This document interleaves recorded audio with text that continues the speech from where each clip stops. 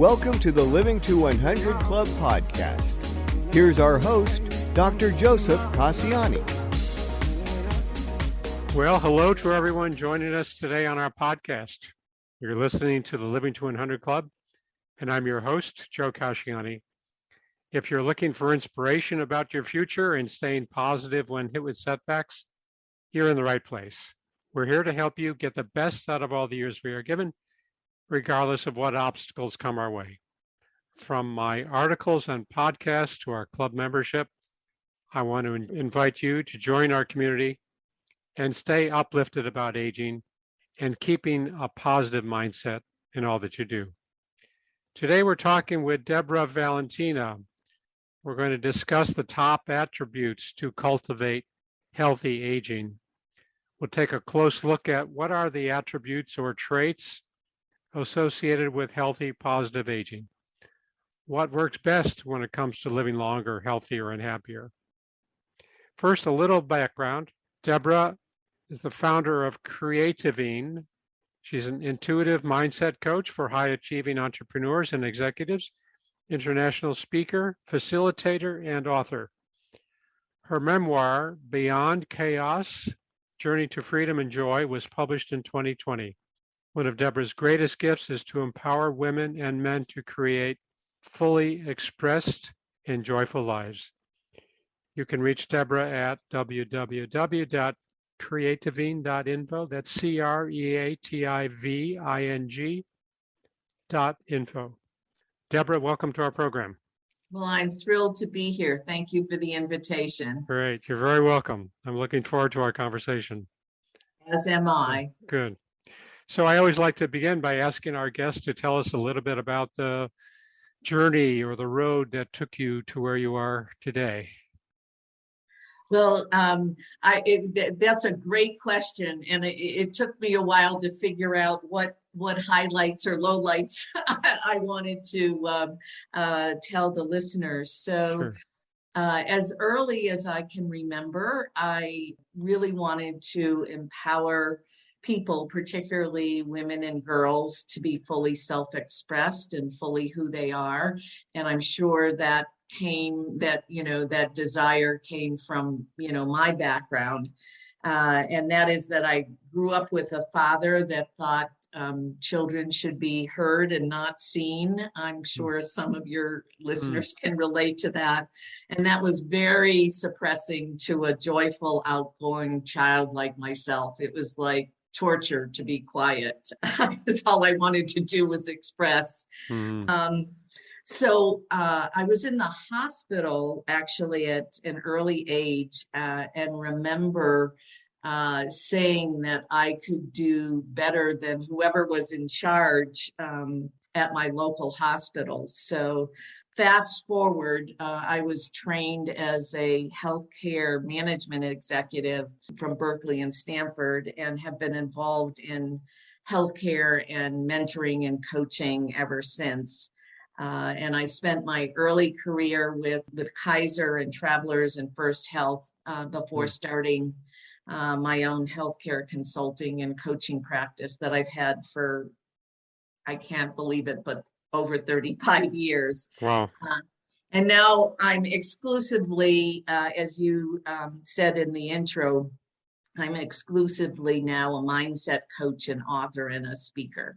So as a speaker, as an author, as a facilitator, what is the message? What is the overriding theme that you like to share with your audiences?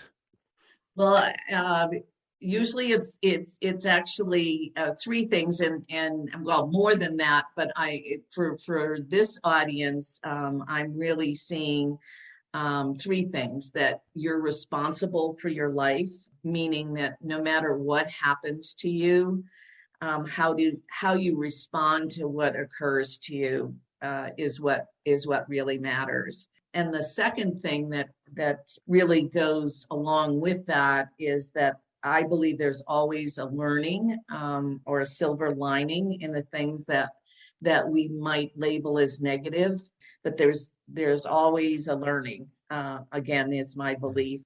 And the third is just that I believe you can find humor in every situation, or almost every situation. And I love to find the humor in everyday living, and I love to laugh, and I do laugh a lot. So it seems to ameliorate any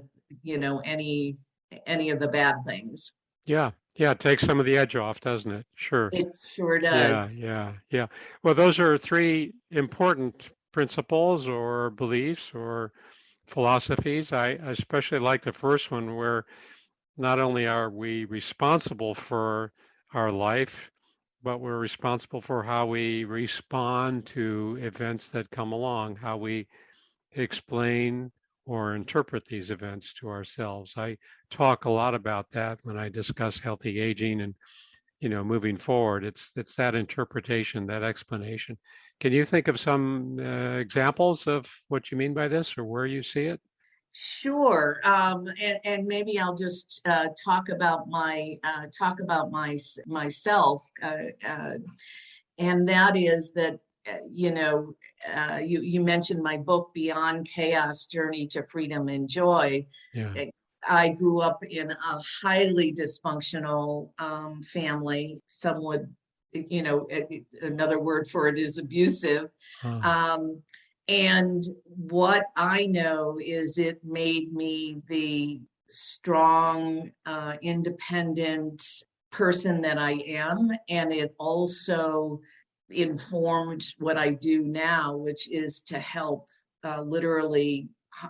I have in my career hundreds of thousands of people, particularly women, to empower them. And so, I could have been a victim, Yeah. from all of that, and I was not. And in fact, I wrote my book and as you said, it was published last year.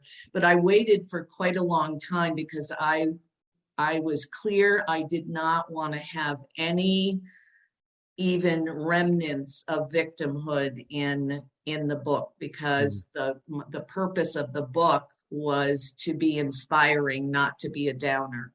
Yeah. So Yeah, that makes sense. The more we look at the past and bring the past into our present, the more it can color our perceptions or influence us. Yeah. And the point you made, you made a choice, and we do have a choice how we react to these situations. And your interpretation was that I can learn from this, I can grow from this. On the other hand, somebody else might say, gee, I must be worthless, be very critical and have a very negative self-image from the same kind of environment. So you're really affirming that whole principle of how do we explain these events? How do we experience it and move on in a positive way? yeah. Yeah. And I'm just chuckling to myself because my clients, one of the nicknames that the clients give me is I'm the reframe queen. Yeah. So whatever is coming out of your friends or clients' mouth that is negative, I usually, especially if they're open to it, help them to reframe it so that it lives in a more positive vein. Yeah. Yeah. The same event, the same situation, that it can be viewed many different ways. Absolutely. Yeah. There's no question about that. Yeah, the oldest example I think is still the best one, is the glass half full or half empty. I mean, an 8-ounce glass with 4 ounces of water is both. It's both half full and it's both half empty. So how do we interpret that? And of course that, applies to so many different situations. So let's talk about healthy aging for a little bit. And as you know, and as I know, healthy aging has many components.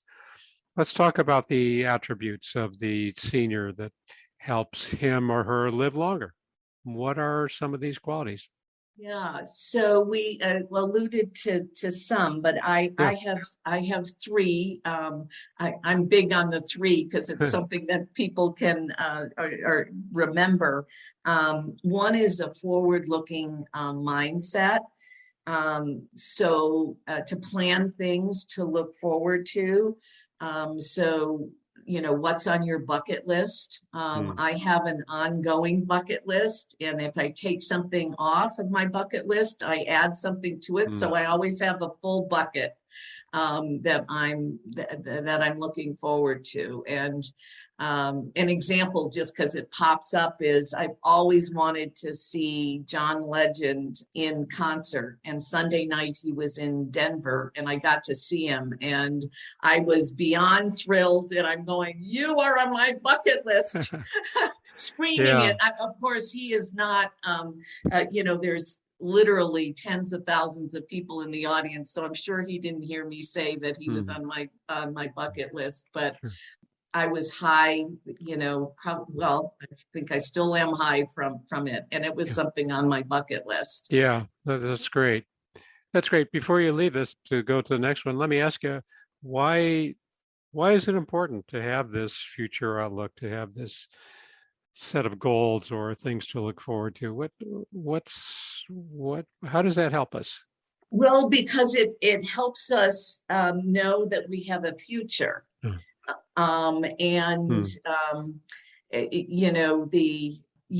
it makes, and I can speak for myself, it makes me happy to know that there's all these things to look forward to. So it's positive energy, positive juice for the future. And just to say, both I witnessed both my maternal and paternal grandfathers when they had a list of things they wanted to do, and they did them. And literally, I remember my paternal grandfather finishing a do-it-yourself project, and he had nothing else on his list, and he literally died within weeks. And so that obviously affected me. And it's like, I just believe we human beings need things to look forward to. Sure. Yeah, I read a book recently by Twyla Tharp. She's the choreographer, and she talks about, staying busy, and she calls it nonstop engagement. She's in her late 70s and still working full time and creating these choreographies, and really very busy with her training in classes. And the nonstop engagement is has a nice ring to it, because it's, as you say, when one item comes off your list, let's add another one, because it's a dynamic process to absolutely stay engaged. Yeah. And great. I love Twyla Tharp, and she's one of my heroines. So it's funny that you mentioned that book. And I love the word engagement, because that's really, I believe one of the reasons we're on the planet is to engage, engage in life. Yeah, that's so important.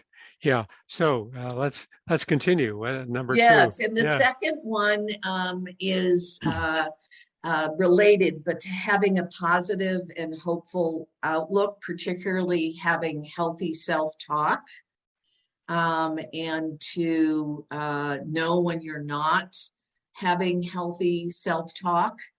And I have a little process actually for myself. If I observe myself saying something negative about myself or judging others, I literally say out loud, cancel, clear, and then say something that negates whatever the negative thought was.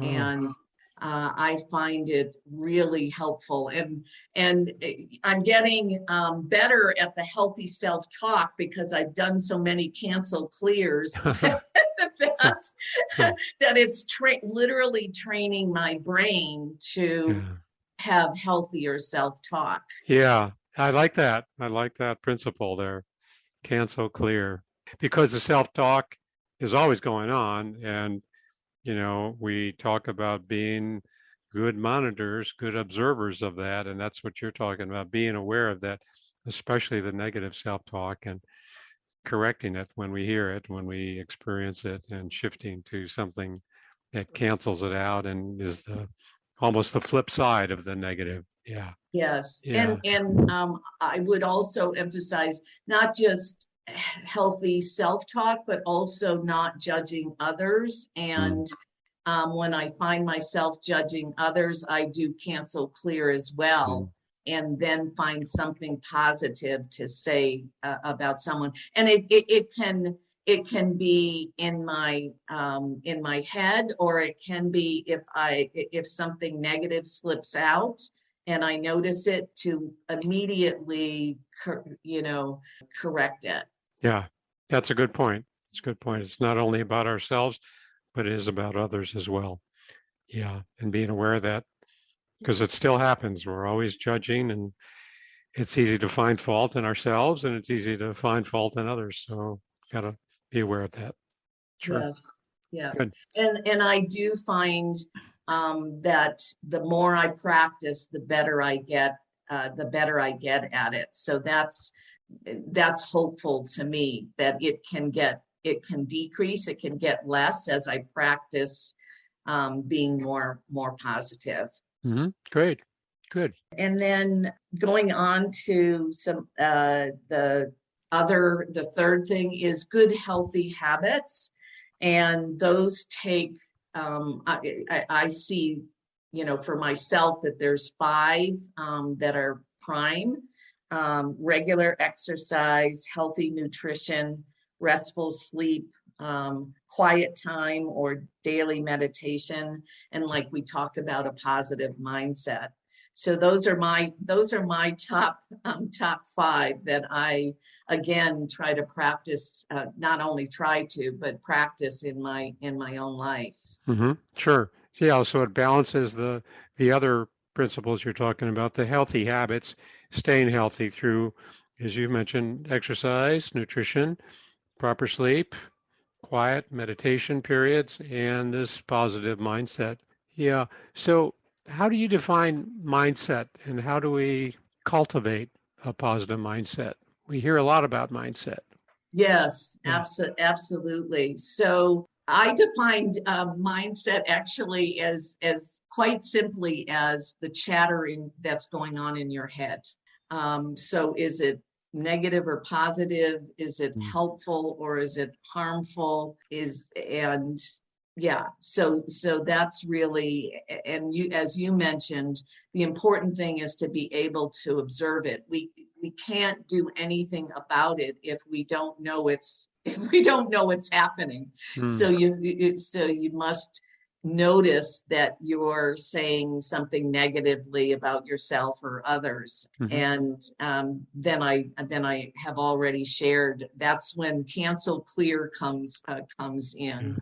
And I have said cancel clear in out loud in whatever situation, and I've stopped getting embarrassed over it, just because it literally clears the energy. So the 3 the attributes that we're talking about: the forward-looking mindset, hopeful outlook about our future, and good health habits. I'm always concerned or mindful of older adults who have these setbacks, some medical setbacks, some physical, maybe a personal loss. And I think sometimes maybe some people have difficulty seeing a positive future for themselves when they're hit with some negative event. How do we stay hopeful in the face of these circumstances? Well, that's a really great question, and not always easy is what I would first say. But what I find is that, and this is my own practice, is that no matter what's happening, and if I'm labeling it negative, and then there's still something to be grateful for. So, for instance, a couple, probably about 1.5 years ago, and I might have had COVID before it was actually, in in everyone's mindset. But anyway, I was very, very sick, and it was flu-like and lung involved. And I am a healthy, healthy, healthy woman, which I'm so grateful for. And so I needed to find something that I was grateful for in this situation while I was getting better. And two of the, probably the biggest thing that I was grateful for is that I had people that, because I'm a single woman, I live by myself, I had people that I could reach out to, dear friends that I could reach out to both locally and people to talk to around the country that helped boost me up. And so I'm not saying it was easy to find something grateful for, as I'm, taking every over-the-counter thing that I could imagine. So I think gratitude is really a salve for a lot of things. Mm-hmm. Sure. I like that point, because it is a matter of not just focusing on what's wrong or what bad event or, unpleasant event has occurred. We want to look at the whole picture. I use the analogy of taking our blinkers off sometimes when we're depressed or very stressed, and, looking at all of our disappointments. That's all we see in front of us. When we take off the blinkers, we can see the whole picture, and we can see, gee, there really are a lot of positives here. So I might be very sick, but there are people in my life that care about me and support. I mean, just as one example. So we can recognize that there are a lot of positives. And I call it the kind of our residual strengths. It's so easy to lose sight of them when all we see is what's wrong, or maybe a disappointment or a failure. I would talk about that with nursing staff when I worked in nursing homes, and helping them to see, okay, this person may be physically impaired, but let's find some strength, some residual strength. Maybe they still have ability to self-care and hygiene, or maybe they have a good sense of humor. Let's recognize some of those positives. Don't just dwell on the negatives. And I think that's what you're saying too. And let's not just get lost in what's wrong, but let's also see what's right. Yeah, absolutely. Yeah. And I literally have trained myself to do that. And it's also part of what I do as a coach.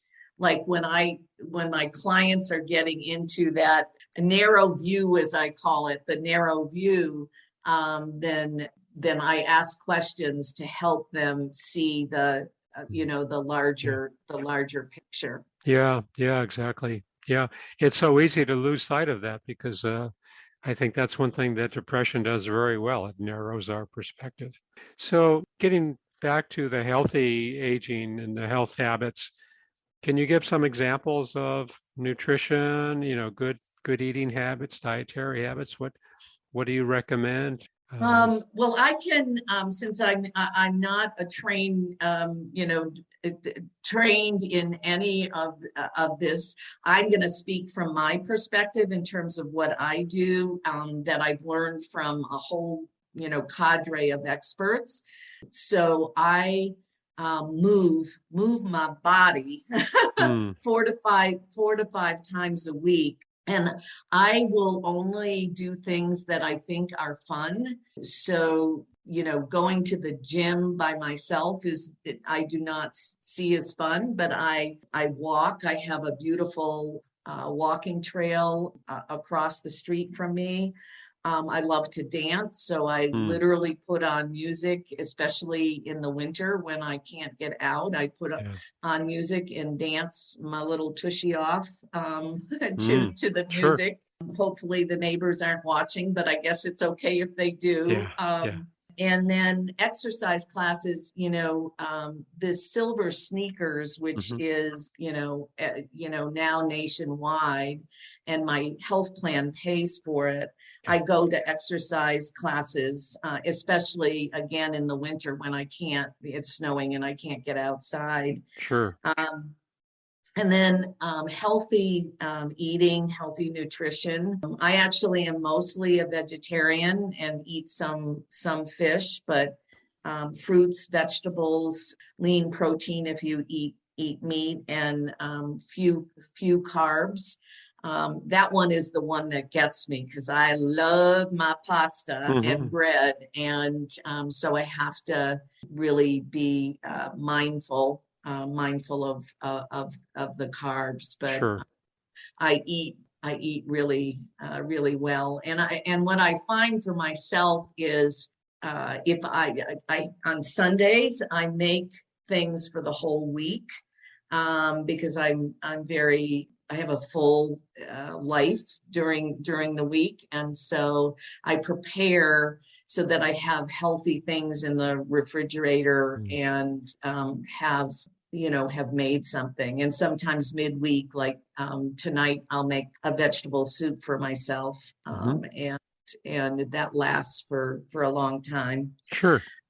Yeah, and then for sleep, I love my sleep, and I actually get about 9 hours of sleep. Now, the experts, say from 7 to 9 hours a night. I'm sort of on the 9 hour end of that.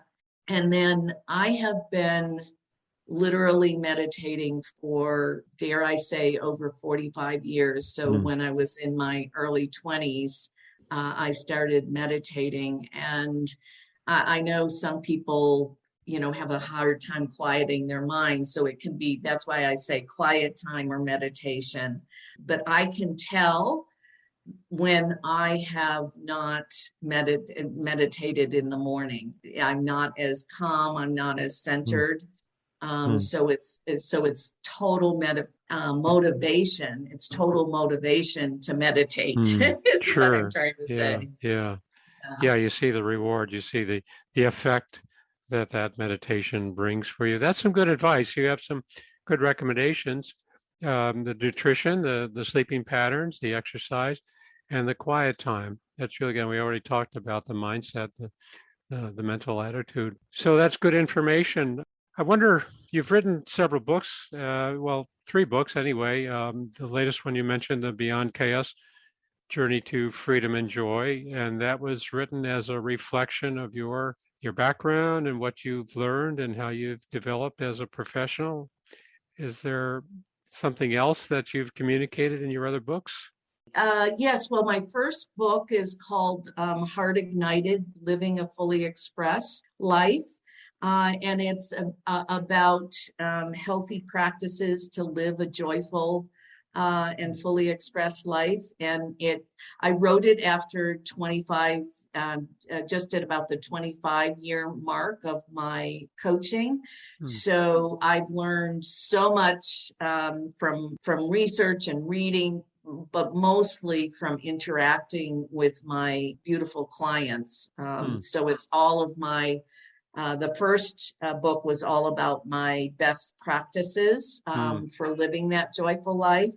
And then my second book is an e-handbook that's available on my website, again, creativing.info. And it's my best wisdom after 30 years of being a coach, and have added, essentially all of the things that, some of which we've talked about today, but all of the practices that I do myself to be a thriving, healthy, high-functioning senior adult. So it's very condensed. It's very juicy, as I say. Wow. And then, yes, the memoir is, as I said earlier, is to inspire that no matter what you've gone through, that you can come out thriving on the other side of it. Sure. Yeah, that's some great content you're sharing. So your website is creativing.info. Aside from your books, what will visitors find when they go to your website? Yes, well, lots of good things. It'll be, of course, a description of services that I provide, but there's a tab called Debra Featured, and it's all of my latest and greatest podcasts. And I've done during COVID. I've been on a roll, and I've done almost 40 of them now. Yeah. And so there's lots of really, really good personal development advice and guidance in those. So that's under Debra Featured. Featured. Great. And people can buy your books there. Your books are available on the website. Yes, and to get my memoir, I actually have a separate website. So it's beyondchaosbook.com.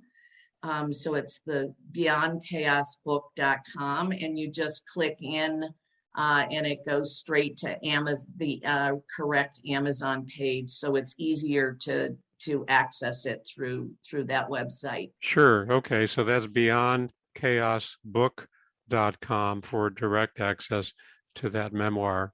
And the website has your other books available, as well as the Deb Featured, a collection of your conversations and podcasts. That's great. That's great. Yeah. So it's been a fun conversation. Debra, let me ask you, what message do you hope our listeners take away from this conversation today? Yeah, well, of course, I'm going to do my 3 just because that's how I think. But to watch your negative self-talk is the first.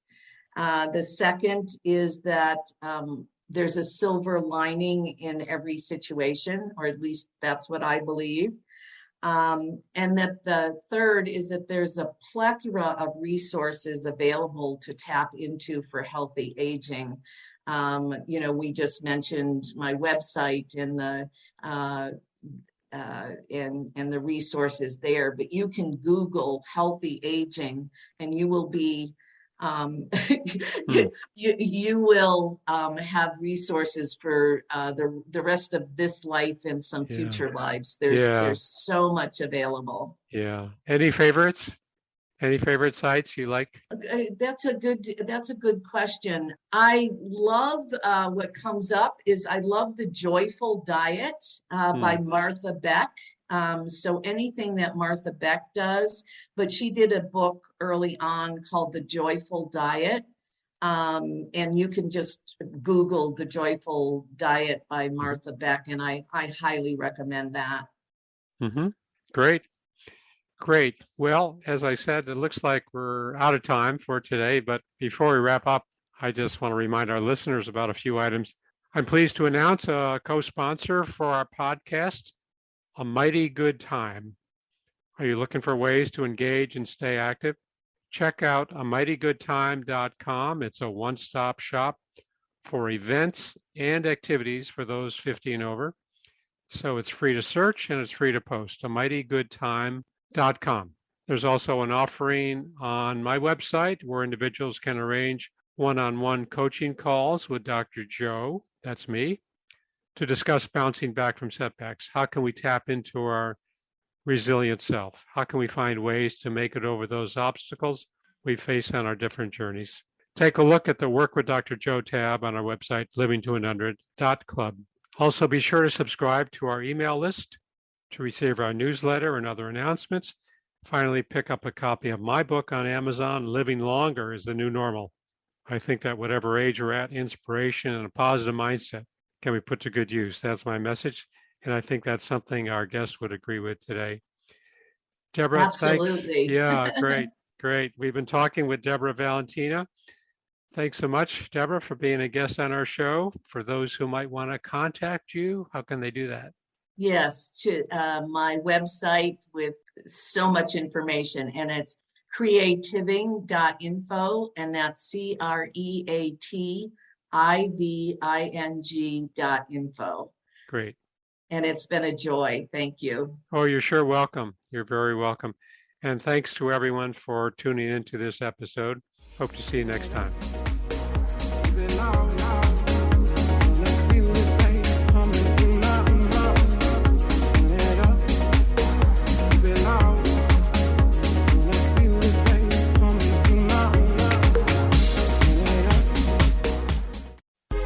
Hi, this is Suzanne Newman, host of the Answers for Elders podcast and radio show. We are the North Star that guides you through the complicated journey of senior care with trusted experts in money, law, living solutions, and more.